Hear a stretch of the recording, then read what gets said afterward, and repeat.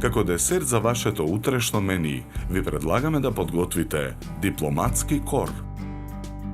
Почнуваме со подготовка на пандишпанот. Во сад за матење кршиме 6 јајца. Го додаваме шеќерот. Матиме со миксер додека шеќерот се растопи. Го додаваме брашното. Мешаме со лопатка додека тестото се соедини. Тестото за пандишпанот го ставаме во тава за печење обложена со хартија. Тавата ја ставаме во рерна. Печеме 25 минути на температура од 180 степени. Почнуваме со подготовка на филот. Во тенџере на оган налеваме 600 мл млеко. Во преостанатото млеко во мензурата го додаваме ни шестето. Преостанатите 4 јајца ги кршиме. Белките ги ставаме во сад настрана, а жолчките ги додаваме во мензурата. Го додаваме ванилиниот шеќер. Мешаме со жица за матење. Во млекото во тенџерето го додаваме шеќерот. Непрекинато мешајќи со жицата, во зовриеното млеко во тенџерето ја додаваме содржината од мензурата.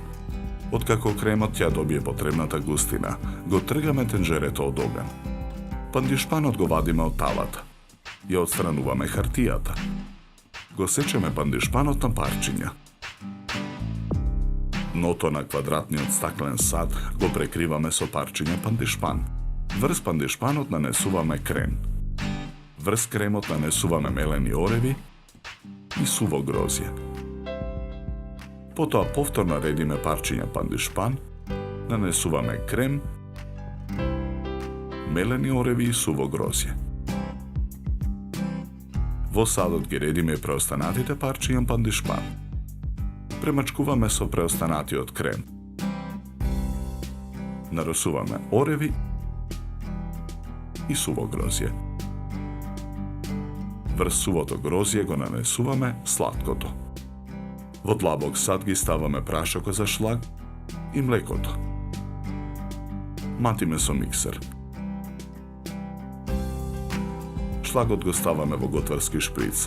Со шприцот со шлаг го украсуваме дипломатскиот кор.